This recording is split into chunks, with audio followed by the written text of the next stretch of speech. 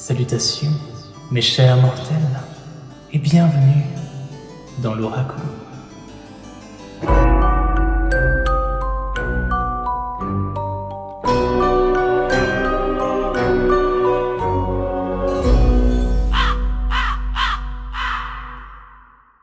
Bienvenue à toutes et à tous sur mon nouveau décor pour la guidance d'octobre et novembre. Alors comme tu as pu le voir dans le titre, c'est une guidance assez particulière ce mois-ci, étant donné que ce ne sera pas une guidance mensuelle mais plutôt bimensuelle. Pourquoi ? Eh bien pour la simple et bonne raison qu'à la fin du mois d'octobre, je déménage, enfin. Donc nouveau logement, beaucoup de cartons aussi à préparer, voilà, ça va être une vraie organisation, ce qui fait que je n'aurai pas vraiment le temps à la fin du mois d'octobre pour sortir les guidances, vu que c'est le type de vidéo qui me prend le plus de temps. Mais pas d'inquiétude, on va rester quand même sur quelque chose de cohérent. Là, comme tu peux le voir sur mon décor, on est clairement dans l'ambiance de la fin du mois d'octobre, début novembre, l'ambiance Halloween, ou Samhain, hein, c'est comme tu veux. C'est une ambiance que personnellement j'adore, et ces superbes dos de cartes appartiennent au Darkwood Tarot, un jeu que j'attendais depuis tellement longtemps, un jeu entièrement en anglais que je n'ai encore jamais présenté sur la chaîne, et donc j'ai préféré attendre cette période particulière de l'année pour vous le montrer, parce que tu verras qu'on est parfaitement dans le thème. On finira également avec une carte de la lunologie pour le mot de la fin. De toute façon je t'expliquerai le cheminement qui sera légèrement différent d'habitude, tu verras il y aura un peu moins de cartes, mais pas d'inquiétude, on reste quand même sur la même chose, mais un peu plus simplifié. Et dernier point, à la fin de chacune des guidances, tu y trouveras une petite surprise, alors reste bien jusqu'à la fin. C'est à nous les scorpions avec votre guidance d'octobre-novembre. Et je vais du coup tirer 5 cartes. La toute première carte, ce sera les énergies principales de cette période-là, donc ce début d'automne. Donc ça va être l'axe sur lequel on va partir, donc c'est une carte qui est ni positive ni négative, et qu'on va venir développer avec les autres cartes. Mais en tout cas, ce sera l'axe principal d'octobre-novembre. J'ai l'impression de me répéter. Bref. Du coup, on part maintenant sur les aspects positifs de ton mois, les réussites, les succès, les victoires, les accomplissements. Tout ça. J'ai plein de synonymes hein, si tu veux. Du coup, juste ici. Ensuite, on va sur son penchant opposé avec les aspects négatifs, les défis, les challenges, les blocages, les obstacles de cette période-là. Hop, la troisième carte. Ensuite, nous allons voir l'aspect social, les amis, les amours, la famille, les autres en fait, les collègues aussi, on peut les mettre dedans. Ton rapport en fait aux autres. Avec cette quatrième carte, et on va presque terminer, parce qu'il y aura une ultime carte, elles ont sauté mais elles sont plusieurs, donc je ne les prends pas. Il y aura une ultime carte, ça je disais à la fin, qui sera le mot de la fin, avec un autre oracle, enfin un oracle cette fois-ci, l'oracle de la lunologie. Donc là, cette dernière carte du Darkwood Tarot, ce sera l'aspect carrière, les projets, l'aspect financier aussi, le travail en fait, l'aspect professionnel d'octobre-novembre. Donc c'est parti. On démarre donc avec les énergies principales et ça commence très bien. On démarre avec le 3 de coupe. Donc le 3 de coupe, c'est la fête, c'est la fiesta, c'est la célébration. On passe du bon temps avec les personnes qu'on aime, donc les amis, la famille, qu'importe, toutes les personnes avec qui tu as envie de passer du temps, et ça va être un moment de célébration. C'est un moment de légèreté aussi. Enfin, on s'apaise par rapport à toutes les tensions, tout le stress qui a peut-être été accumulé sur ces dernières périodes, sachant qu'en plus là, voilà, on est un petit peu dans un nouveau pic de la pandémie, c'est peut-être un peu stressant pour tout le monde, mais en tout cas pour vous les scorpions, ça va être un moment de se poser et de profiter. Ça va être un petit peu une retombée du stress, ou en tout cas un moyen de fuir un peu la réalité, de fuir le stress et l'ambiance pesante actuelle. Donc très bon départ, sachant que là en plus c'est votre clé de voûte d'octobre-novembre, ça va un petit peu colorer tout le reste du tirage, donc très positif pour l'instant. On enchaîne du coup avec les aspects positifs, justement les victoires du mois, et on est sur la carte de la victoire, on est sur le 6 de bâton, donc c'est la réjouissance, donc on est doublement sur quelque chose à célébrer, là on est vraiment sur quelque chose qui fonctionne. Alors quelques quel que soit le domaine que ça concerne, hein, je pense que ça va très certainement te parler. Là, on arrive au bout du tunnel, on arrive sur quelque chose de positif pour toi. Enfin, tu parviens à tirer ton épingle du jeu. Enfin, tu y vois une conclusion positive pour toi. Tu te sors victorieux d'une certaine situation passée. Alors, comme je te dis, je ne sais pas exactement de quoi il en est. Hein. Quelle est cette fameuse situation qui t'a demandé de batailler pendant un moment, peut-être de te battre, de défendre tes convictions. Là, ça y est, enfin, c'est ton moment pour briller, pour te montrer et pour savourer ta victoire. Donc très bon combo en ce début d'octobre-novembre pour vous les scorpions. On va donc maintenant passer aux aspects négatifs, car oui, il en faut, c'est important, hein, il faut des obstacles un peu dans la vie. Et là, nous avons la force. Donc la force en négatif, ça va peut-être te parler d'un manque de force, justement, un manque de conviction, un manque d'énergie. Alors ce que je vois, tu me diras hein, si tu penses la même chose, j'ai l'impression que cette victoire, elle est amplement méritée et elle fait suite à une très longue période difficile pour toi. Ça a été un long moment de bataillement hein, qui du coup t'a peut-être pompé absolument toute ta force, toute ta puissance. Tu es du coup épuisé.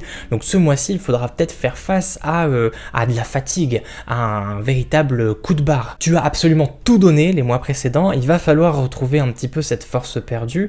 Peut-être aussi, on pourrait voir ça comme comment dire, une impression que c'est perdu d'avance. Donc peut-être que tu vas baisser les bras avant d'arriver à cette victoire, mais là la carte de la victoire te confirme bien que non, tu touches bientôt à ton but. Enfin, on est sur la fin de quelque chose, tu vas bientôt y arriver et tu vas en sortir victorieux. Alors ne baisse pas les bras, ne rebrousse pas chemin aussi vite, continue tes efforts. Ce n'est pas parce que tu as bataillé pendant longtemps et que tu n'en vois pas encore le bout que ça veut dire que ça n'arrive pas. Au contraire, ça arrive et tu auras tout le temps de célébrer en plus, tu auras tout le temps de faire la fête juste après. Donc encore quelques efforts, maintiens le cap et tu parviendras justement à tes fins, ne t'en fais pas. On va maintenant du coup passer sur l'aspect social de cette période automnale et nous avons le pendu. Alors le pendu...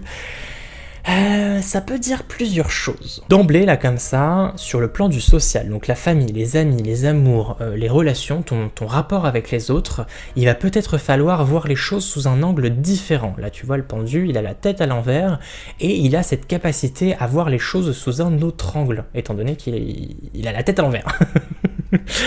Du coup, essayez de repenser un petit peu certaines de tes relations. Essayez de les voir différemment pour y déceler certaines choses. Parce que souvent, le pendu, en ayant la tête à l'envers, il va avoir certaines révélations. Ça va aussi lui permettre, étant donné qu'il est piégé, il est accroché à cette branche, donc c'est un moment de pause, un moment de réflexion pour lui. Ça va lui permettre aussi de faire des listes, de trancher le pour et le contre. Donc c'est peut-être une invitation sur cette période d'octobre et de novembre de faire de faire un peu le tri dans tes relations. Essayez d'avoir une vision d'ensemble afin de définir quelle relation aujourd'hui te sert encore à quelque chose, quelle relation mérite d'être approfondie, quelle relation mérite d'être abandonnée. La carte suivante, c'est la carte de la mort et c'est la carte qui va trancher, qui va se séparer de tout ce qui est superficiel, futile et pas utile justement à ton bien-être et à ton évolution. Mais cette carte du pendu, c'est une carte de rétrospection, de questionnement. C'est une carte où tu vas te poser et te poser des questions afin de définir qu'est-ce qu'il est encore bon pour toi ou plus utile. Savoir aujourd'hui qui t'aime véritablement, pour qui tu es prêt à tout donner. Et justement faire le tri comme ça dans tes relations. Il y a un travail d'analyse à faire sur le plan social pour vous sur cette période-là, les scorpions. On termine donc presque avec la carte du travail, de la carrière, des projets, de l'argent, des projets de vie, enfin du projet de vie de manière générale. Et nous avons le 4 de bâton avec ce joli petit troll sous son pont. C'est une carte qui t'invite à poser ton désir, à enfin faire à canaliser en fait ton énergie.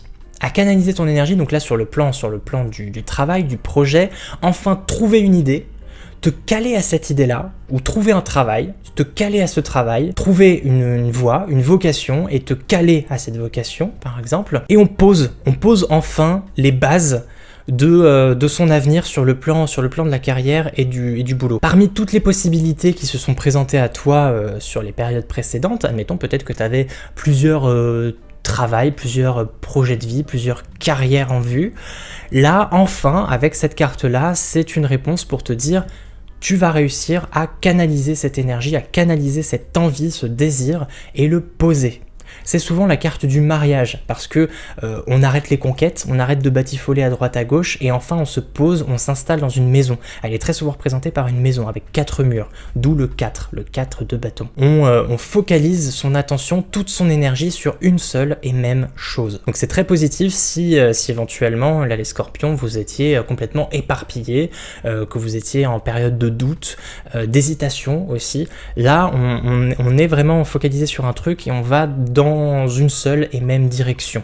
Donc c'est très très positif en fait en soi. On termine donc avec l'oracle de la lunologie pour le petit mot de la fin. Donc ce sera un conseil qui fait du bien, quoique pas toujours, hein. On verra de toute façon ce que ça va nous dire. Alors là j'ai des cartes qui sont tombées mais j'en ai beaucoup trop donc on les remet.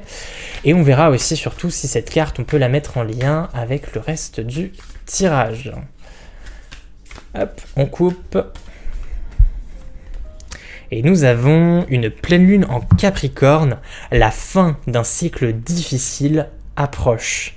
Et là, clairement, on est sur ces deux cartes ici qu'on retrouve avec la force justement négative, donc ce coup de pompe, comme je disais tout à l'heure, peut-être cette traversée du tunnel qui paraît longue, difficile et interminable.